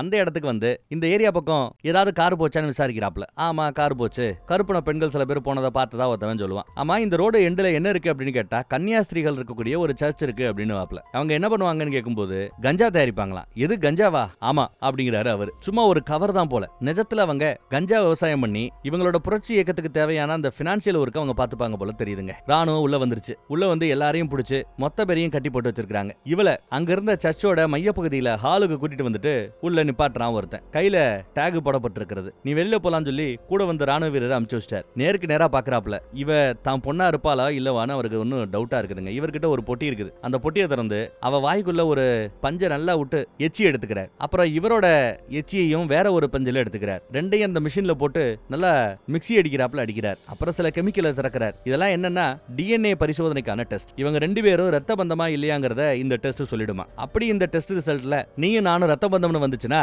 நீ செத்துருவ. இல்ல உனக்கு எனக்கு சம்பந்தம் இல்லைன்னு வந்தா ஒன்னா ரிலீஸ் பண்ணிட்டு போயிட்டே இருப்பேன்னு சொல்லிட்டு காத்து கிடக்குற. இவ புரிஞ்சுக்கிறா. நீ அப்பனா இருப்பேன்னு நினைக்கிறியா? அப்போ எங்க அம்மாவை வலுக்கட்டாயமா சீன்னியா அப்படின்னு கேக்குறா. அவர் இல்லங்கிறார். லவ் பண்ணியான்னு கேட்டா அதுக்கும் இல்லங்கிறார். அவங்க உறவு முறையே நம்ம என்னன்னு சொல்ல முடியல. இந்த பக்கம் இந்த பொண்ணை காப்பாத்தி ஒருத்தி கூட்டிட்டு வந்தால அவகிட்ட அப்ரூவ் ஆயிடு, உன் டீம்ல இருக்கிற மத்த ஆட்களை காட்டி கொடு, இல்ல மொத்தத்தையும் அழிச்சிருவோன்னு மிரட்டிக்கிட்டு இருக்காங்க. ரிசல்ட்டுக்காக இங்க வெயிட்டிங். பார்த்தா கடைசியில ரிசல்ட் இவங்க ரெண்டு பேரும் தான் ரத்த பந்தம்னு வந்திருக்குதுங்க. அதாவது இவரு அப்பா, அந்த புள்ள பொண்ணுன்னு வந்திருக்குது. ரிசல்ட் கன்ஃபார்ம் ஆயிடுச்சு. அந்த பொண்ணு உடனே அழுக ஆரம்பிக்கிறா. இந்த பக்கம் பொண்ணை காப்பாத்தணும் நம்ம ஆளு கார்ல போய்கிட்டு இருக்கிறார். அப்படி போய்கிட்டு இருக்கும்போது இவங்க பீர் சாப்பிட்டுட்டே போயிட்டு இருப்பாங்க. ரோந்து பணியில இருந்த ஒரு வண்டி இவங்கள பாத்துருது. பின்னாடியே ஃபாலோ பண்ணிட்டு வருது. இவனை கூட வச்சு பார்த்தா பிரச்சனை பெருசாயிடும். அதனால நீ சைடுல எகிரி குதிச்சு தப்பிச்சிருன்னு சொல்லிட்டு எகிரி குதிக்க சொல்றார். நம்மளும் துப்பாக்கி எடுத்துட்டு இந்த பக்கத்துல எகிரி குதிச்சிட்டாப்ல. அங்க இருந்த ஒரு வண்டியை திருடி ஸ்டார்ட் பண்ணி எடுத்துட்டு போய்கிட்டு இருக்கிறார். படு வேகமா வண்டி ஓட்டிட்டு போறார். அந்த ரோடோட எண்டு இருக்கிறதா அந்த சர்ச். அந்த மலை பக்கத்துல எகிரி குதிச்சு போய் இவர்கிட்ட இருக்கிற ஸ்னைப்பர் துப்பாக்கி குறி பார்த்துட்டு இருக்கிறார். இங்க பார்த்தா அந்த பொண்ணு தப்பிச்சு ஓட பார்க்க அப்ப விட மாட்டேங்கிறான். கேப்டன் விட மாட்டேங்கிறான். அந்த பொண்ணை வலுக்கட்டாயமா இழுத்துட்டு போய் ஒரு கார்ல ஏத்துவாப்ல. அதே சமயம் நம்மால் குறிப்பாத்து சுட பாக்குறாங்க. ஜஸ்ட் மிஸ்ல தலைவன் எஸ்கேப் கார் எடுத்துட்டு போயிட்டான். பதிலுக்கு இவங்க அங்க இருந்து சுட ஆரம்பிக்க தலைவன் துப்பாக்கி எடுத்துட்டு எகிரி குறிச்சு இவரும் கார் எடுத்துட்டு ஃபாலோ பண்ணணும்னு நினைக்கிறார். ஆனா அதுக்கு முன்னாடியே இவர் வண்டி படு வேகமா போய்கிட்டு இருக்குது. ஒரு கட்டத்துல இவர் வண்டி எங்க போச்சுன்னே நம்ம ஹீரோவுக்கு தெரியல. ரோட்ல அந்த பக்கம் இந்த பக்கம் தேடி பார்த்துட்டு இங்க ஏதாவது வண்டி போச்சான்னு ஒரு இடத்துல விசாரிச்சுட்டு வண்டி எவ்வளவு வேகமா ஓட்டிட்டு அந்த பக்கத்துல வரான்னு பாருங்க. ஆனா அதுக்குள்ள இவரு வேற ஒருத்தன் போன் பண்ணி வர சொல்லிருக்காரு. ஒருத்தன் வந்து நிக்கிறான். இவன் கூலி படையை சேர்ந்தவனா இல்ல முன்னாள் ராணுவ வீரரான்னு தெரியல. முன்னாள் ராணுவ வீரராக மேபி இருக்கலாம். அவர்கிட்ட போய் ஒருத்திய கொல்லணும்னு வந்து நிக்கிறார். வயசுன்னு கேட்டா 16ன்னு சொன்னதும் பெண்களையோ குழந்தைகளையோ நாங்க கொல்ல மாட்டோங்கிறாரு அவரு. பதிலுக்கு இவர் ஏறதோன்னு சொல்லி மிரட்டி அந்த காரியத்தை ஒப்படைக்கிறார். ஏன் நீயே கொல்ல வேண்டியதானு கேட்கும்போது எனக்கு மனசு வரலங்கிறாப்ல. ஏன்னா பெத்த பிள்ளையே கொல்றதுக்கு அவருக்கு மனசு வரல. அவளை இழுத்து கொண்டு போகும்போது கூட அவ எப்படி போராடுறா தப்பிச்சு ஓட பாக்குறான்னு பாருங்க. அதையெல்லாம் அந்த மனுஷன் பார்த்துட்டு சின்ன பிள்ளையாச்சேன்னு வருத்தப்படுறாப்ல. வலு கட்டாம இழுத்து கொண்டு வந்து அவரோட வண்டியில தள்ளி கதவை சாத்திட்டான். கதவை கூட என்ன எத்துறா உங்க அம்மா மாதிரியே உனக்கு திமிரிடின்னு சொல்லிட்டு உள்ள தள்ளிட்டு அப்பாடா அப்படின்னு அவர் திரும்பி போற. இது கண்ணாடியை என்னதான் அடிச்சாலும் இவளால உடைக்க முடியல பாவம். என்னமா உன்னை தேடி பின்னாடி யாராவது வருவாங்களான்னு அவர் விசாரிப்பாரு. ஆமா எங்க அப்பா வருவாருன்னு அந்த பொண்ணு சொல்லுதுங்க. எஸ் அதே மாதிரி இவரும் தேடி வந்துகிட்டு தான் இருக்கிறார். இந்த பக்கம் போலீஸ் விரட்டி வந்ததுல நம்ம கராத்தே மாஸ்டர் அவர்கிட்ட அவர் நிறைய சரக்கு அடிச்சிருக்காரா, சரக்கு அடிச்சிட்டு வண்டி ஓட்டுறாராங்கிறத செக் பண்றதுக்காக சில டெஸ்ட்டுகள்லாம் இருக்கும். அதெல்லாம் பண்ணி காட்டிட்டு இருக்கிறாப்ல. வர்ற வழியில ஏதோ எரிஞ்சியே என்னையா அப்படின்னு கேட்டா குப்பையை எரிஞ்சேன் அப்படிங்கிறாரு அவர். யாரோ எரி குச்சாங்க அத குப்பையை நினைச்சிருச்சு போலீஸ். இவரு வண்டியை வேகமா ஓட்டிட்டு போயிடல மலையோட மறுமுனையில அந்த கேப்டனோட கார் போறத பார்த்துட்டு அந்ததான் போறியா இதோ அழுத்துறேன்னு வண்டியை வேகமா அழுத்திட்டு வர்றார். ஆனா அதுக்குள்ள கேப்டனுக்கு பக்கத்துல வேற ஒரு ப்ளூ கலர் வண்டி வருதுங்க. அந்த வண்டி கதவை திறக்க சொல்ல கண்ணாடியை திறக்க சொல்ல இவரும் கண்ணாடியை திறக்கிறார். என்னடான்னு பார்த்தா துப்பாக்கி எடுத்து டப்புன்னு ஒரு சுடு. அவ்வளவுதாங்க. சம்பவ இடத்திலேயே துப்பாக்கியால சுடப்பட்டு இப்ப வேற வண்டி ஆக்சிடென்ட் ஆகி சம்பவ இடத்திலேயே அந்த ஆளு செத்தே போயிட்டார். சொந்த இயக்கத்தை சேர்ந்தவங்களே கொண்டு போட்டாங்க. எங்ககிட்ட யாரா போய் சொன்ன அப்படின்ட்டு அந்த வெள்ள வெறி பிடிச்சவங்க தான் இப்ப கூட்டு கொண்டு இருக்கானுங்க. அதே சமயம் இந்த பொண்ணை கொண்டு வந்து வேற ஒரு கூலிப்படை கிட்ட ஒரு சோஃபால லாக் பண்ணி உட்கார வச்சிட்டார். வச்சுட்டு கிளம்ப போறார். இனி அந்த கூலிப்படை அந்த பொண்ணை கொல்றதோ என்ன பண்ண போறதோ அது பாத்துக்கும். ப்ளூ கலர் வண்டி தனக்கு எதிராக கிராஸ் ஆகி போறத நம்ம ஹீரோ கவனிச்சுட்டு எதுக்க போறாருங்க. போய் பார்த்தா அங்க கேப்டனோட வண்டி ஆக்சிடென்ட் ஆகி கிடக்குது. ஐயோ உள்ள பொண்ணு இருப்பாலோ ஏதாவது ஆயிருக்கும்னு பயந்துகிட்டு ஓடி போய் பாக்குறாரு. பொண்ணு இல்ல. அந்த ஆளு செத்து பணமா கிடக்குறாப்ல. இந்த பக்கம் இன்னொருத்தன் வரான். இந்த பொண்ணை இந்த மாதிரி அடைச்சு வச்சிருக்கிறத கண்டுக்கவே இல்லைங்க. நம்ம வீடுகள்ல இந்த ஆடு கட்டி போட்டுருந்தா போறவங்க வரவங்க எல்லாம் அதை கண்டுக்காம போவாங்க வருவாங்கல்ல, கிட்டத்தட்ட அந்த மாதிரி தான் அந்த பொண்ணை பாக்குறாங்க. அங்க சின்னதா ஒரு படகு இருக்குது, போட் இருக்குது. அதை இவ கவனிக்கிறா. தப்பிக்கிறதுக்கு வழி இருக்குமா என்னன்னு தெரியல, மரண பயத்தோட இருக்கிறா. இந்த பக்கம் இவருக்கு மனசு கேட்கலங்க. முன்னாள் மிலிட்டரிக்காரர் அவர். மனசு கேட்காம துப்பாக்கி எடுத்துட்டு விறுவிறுன்னு வந்தவர் கைவிலங்கு சாவி எடுத்துட்டு போய் அந்த பொண்ணோட கைவிலங்கு அவுத்து விடுறார் அந்த சோஃபால இருந்து. என்னடா பண்றாரு ஒருத்தவன் கேட்பான் பாருங்க. சம்பவ இடத்துல சுட்டு கொண்டுறார். உள்ள போனவனையும் சுட்டு கொள்றார். அவங்களுக்குள்ள பயங்கர சண்டை. அதுக்குள்ள இந்த பொண்ணு ஓடி அந்த காருக்கு பின்னாடி இருந்து பின்பக்க கைகளை முன்பக்கத்துக்கு கொண்டு வந்துட்டா. அப்புறம் காரை ஸ்டார்ட் பண்ணலாம்னு பார்த்தா காரோட சாவி அங்க இல்ல. உள்ள வேற டமால் டுமில்னு சத்தம் கேட்டுக்கிட்டே இருக்குது. இந்த காரோட டேஷ்போர்டுல ஒரு துப்பாக்கி இருக்கும். அந்த துப்பாக்கி எடுத்துக்கிட்டு அவ கொஞ்சம் கொஞ்சமா முன்னோக்கி போய்கிட்டு இருக்கா. எங்க பார்த்தாலும் பணம் தான். கூலிப்படையில சேர்ந்தவங்க யாரும் அங்க உயிரோட இல்ல. அந்த மிலிட்டரிக்காரர் கூட செத்து போயிட்டாரு நினைக்கிறேன். அவரோட பையில இருந்து காரோட சாவி எடுத்துக்கிட்டு கை கட்டப்பட்ட நிலைமையிலேயே காரை ஓட்டிட்டு வந்துட்டு இருக்கா. அங்க பெரிய மலைப்பகுதி அது. ரோடெல்லாம் பாத்தீங்கன்னா அலை மாதிரி மேலே கீழேன்னு போகும். அதுல நம்மளால கவனிக்க முடியும். இப்ப கூட பாருங்களேன், கேப்டனை கொன்னுபிட்டு அடுத்து இந்த பொண்ணை கொல்றதுக்காக அந்த கொலகார வரானான்னு தெரியல, அந்த வெறிபிடிச்சவன் வரானான்னு தெரியல, விரட்டி வந்துகிட்டு இருக்கான். ஒரே ரோடு தான், பொண்ணு ஒரு பக்கம், அப்பா ஒரு பக்கம், அந்த வெறிபிடிச்சவன் ஒரு பக்கம்னு 3 வண்டி ஒரே ஸ்ட்ரெச்ல சுத்திக்கு தெரியுது. பொண்ணு போற காரு வெள்ளை வண்டி, ரோடு அலை மாதிரி மேலே கீழேயும் போகுது. கண்ணு கட்டின தூரம் வரைக்கும் அவளுக்கு எதுவும் தெரியலையேன்னு பார்த்துட்டு இருக்கா. பார்த்தா அந்த ப்ளூ கலர் கார் ஒண்ணு பின்னாடி படு வேகமா விரட்டிக்கிட்டு வருது இவளை போடுறதுக்காக. பார்த்தா அந்த வெறிபிடிச்சவனுக்கு பின்னாடி அப்பாவோட கார் வருது, ஹீரோவோட கார் வருது. முன்னாடி 2 வண்டி போகுது,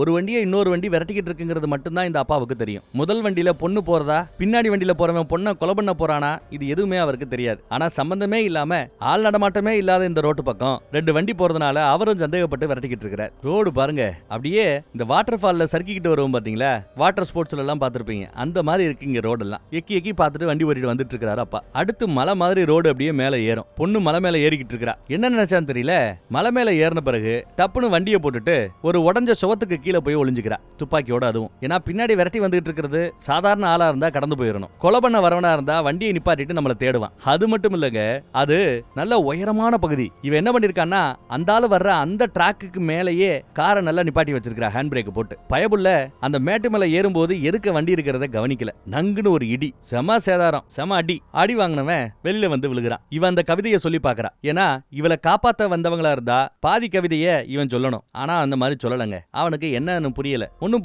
புரியலன்னுவான். அப்போ கொல்ல வந்தவன் தான் முடிவு பண்ணிட்டு சுட ஆரம்பிச்சிட்டாங்க. உடனே அவன் துப்பாக்கி எடுக்க போவான், மறுபடியும் ஒரு தோட்டா. அடுத்து இப்போ 3ஆவதா ஒரு கார் வந்து நிக்குது, அதையும் குறி வச்சுக்கிட்டு இருக்கா. பார்த்தா வர்றது அப்பா. அப்பாவும் துப்பாக்கியோட தான் முன்னோக்கி வராரு. இன்னும் இந்த பொண்ணு தான் அப்பாவை கவனிக்கல, ஏன்னா சுவத்துக்கு இந்த பக்கத்துல இருக்கிறா. எக்கி பாக்குறா, அந்த பக்கத்துல யாரு வர்றாங்கன்னு அவ இன்னும் கவனிக்காம தான் இருக்கிறா. அப்புறம் இவரு சுவத்துக்கு அந்த பக்கத்துல யாரோ இருக்காங்கன்னு புரிஞ்சுக்கிட்டு துப்பாக்கியோட பார்வை அந்த பக்கம் போகுது அப்பாவுக்கு. பொண்ணும் ஆர்வமா காத்துக்கிட்டு இருக்கா. ஒருத்தருக்கு ஒருத்தர் இப்ப 2 பேரும் பாத்துட்டாங்க. பொண்ணை பார்த்ததான் அப்பா சந்தோஷமா சிரிச்சுக்கிட்டு ஓடியாரு. ஆனா அந்த பொண்ணு இப்போ எதையும் நம்புற நிலைமையில இல்ல. மறுபடியும் அந்த கவிதையை தான் சொல்றா. கவிதையோட மீதி பாதியா சொல்லணும்னு எதிர்பார்க்கிறா. ஏன் நான் தான் உங்க அப்பன், என்ன தெரியலையாடி உனக்கு அப்படின்னு திரும்ப அப்பா சொல்லிட்டு இருக்கிறார். கவிதை எல்லாம் தேவையில்ல, உங்க அப்பனை உனக்கு தெரியாதா அப்படின்னு கேட்கறாப்ல. ஆனா அவ துப்பாக்கியை கீழே இறக்கல. யாரியா நீங்க தான் கேட்கறா. உங்க அப்பா என்ன துப்பாக்கியை கீழே போட்டுட்டு முன்னோக்கி வரார். பதட்டப்படாத, உங்க அப்பா தான், பொறுமையாவா அப்படின்னு கூப்பிடுற. அப்புறம் தான் அவ நார்மல் மோடுக்கு வந்து அப்பா ஓடி வந்து கட்டி பிடிச்சுக்கிறா. முன்னாடி இருக்கிற 2 காரு சேதாரமாயிருச்சு. அப்பா வந்து அந்த கார் பக்கம் அவ வேகமா ஓடி வந்து ஏறி உட்காந்துக்கிட்டாங்க. இவரும் பொண்ணை கூட்டிட்டு வண்டி எடுத்துட்டு போயிட்டே இருக்கிறாப்ல. போற வழியில அவ அப்பாவை கட்டி பிடிச்சிட்டு கதறி அழுதுட்டு இருக்கிறா. அப்பாடா எல்லாம் முடிஞ்சிருச்சுன்னு பார்த்தா அதாங்க இல்ல. அந்த பக்கம் நம்ம கேப்டன் பயபுள்ள ரத்த கலரியில கையில துப்பாக்கியோட ரோட்ல வந்துகிட்டு இருக்கிறான். பயபுள்ள இன்னும் சாகலையா நீ? அடப்பாவி, நீ செத்து போயிருப்பில்ல நினைச்சிட்டு இருக்கிறான். பயபுள்ள சாகாம நடந்து வந்துட்டு இருக்குது. இது என்ன பண்ண காத்துட்டு இருக்குதுன்னு தெரியல. தன்னையே கொல்றதுக்கு அந்த இனவெறி பிடிச்ச வெள்ள கூட்டம் முயற்சி பண்ணுச்சுல்ல, சோ அந்த கூட்டத்தை அழிக்கலான்னு கூட இவர் யோசிக்கலாம். அவர் அடுத்து என்ன பண்றான்னு பாருங்க.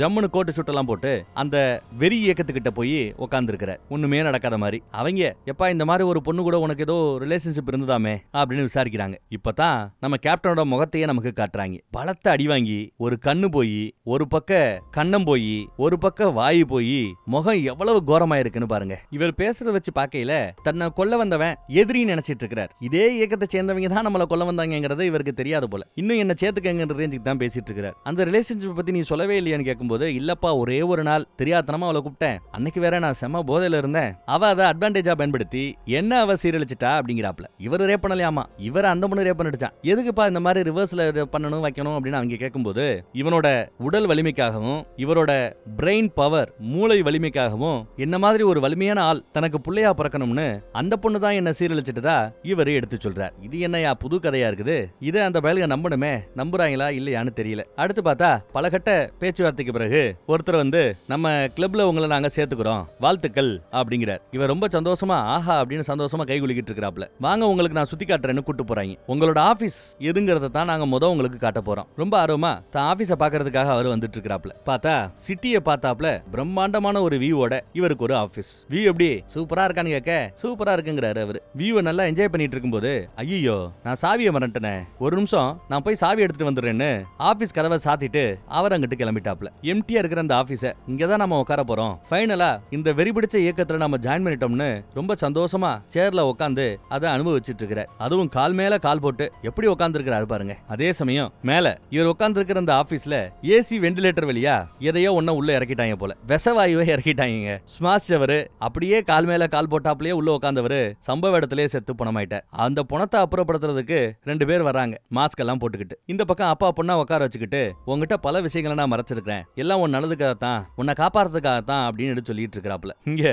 அதே சேர்ல பாடியை அழகா டிஸ்போஸ் பண்ணி கூட்டு போய்கிட்டு இருக்கிறாய். இங்கேயே பொணங்களை எரிக்கிறதுக்குன்னு ஒரு செட்டப் இருக்குதுங்க. பாக்குறதுக்கு கார்பரேட் ஆபீஸ் மாதிரி இருக்கு, கார்பரேட் ஆபீஸ் மாதிரி. ஆனா உள்ள பொணத்தை எரிக்கிறதுக்கு வசதி எல்லாம் பண்ணி வச்சிருக்காங்க. உள்ள கேப்டனோட பாடி எரிஞ்சிட்டு இருக்குது. உனக்கு 18 வயசு ஆன பிறகு இந்த உண்மையெல்லாம் உன்ட்ட சொல்லான் இருந்தேன், அதுக்குள்ள இம்புட்டு ஆகி போச்சுங்கிறாரு நம்ம ஹீரோ. என்னது இது அப்படின்னு கேட்கும்போது, இது லெட்டர், உங்க அம்மா உனக்காக எழுதின லெட்டர், இந்த ஆண்டு கொடுக்குறாப்ல. 18வது வயசு பர்த்டே அப்போ கிஃப்டா கொடுக்கணும்னு நினைச்சேன், பார் அப்படின்னு கொடுத்துட்டார். நீ தனியா படிக்கிறா இருந்தா கூட எடுத்துட்டு போய் தனியா படிங்கிறாப்ல. உடனே அந்த பொண்ணு தான் ரூமுக்கு அந்த லெட்டர் எடுத்துட்டு போய் உட்கார்றா. எப்படிமா இருக்கிற, உனக்கு அதிர்ச்சி கொடுக்குறங்கிறது என்னோட நோக்கம் இல்ல, உனக்கு லெட்டர் எழுதணும்னு ரொம்ப காலமா நான் ஆசைப்பட்டுக்கிட்டே இருந்தேன். ஏன் அழகான இந்த குடும்பத்தை விட்டு பிரிஞ்சோம்னு பல நாட்கள் தான் ஏங்குனது உண்டுன்னு எழுதிருக்காங்க. நான் ரொம்ப வலிமையானவ, சாகறதுக்கும் துணிஞ்சவ, புரட்சி பண்ண பிறந்தவன் எல்லாம் நினைச்சுக்கிட்டு இருந்தேன். நீ எப்படி இருக்கிற, சந்தோஷமா இருக்கிறியா, யாரையா லவ் பண்றியா, வயசான பிறகு என்ன பண்ணுவ, என்ன மாதிரியே புரட்சி பண்ண போறியா, இல்ல உங்க அப்பா மாதிரி குடும்பம் குட்டின்னு இருக்க போறியா? என் முயற்சியில நான் தோத்து போயிட்டேன், அட்லீஸ்ட் ஓ முயற்சியிலேயாவது நீ தோக்காம இருந்தா சந்தோஷம். உலகத்தை சரியான வழியில எடுத்துட்டு போகக்கூடிய ஒரு நல்ல பாதையை நீ தேர்ந்தெடுப்பேன் நம்புறேன். உன்னை ஒவ்வொரு நாளும் நான்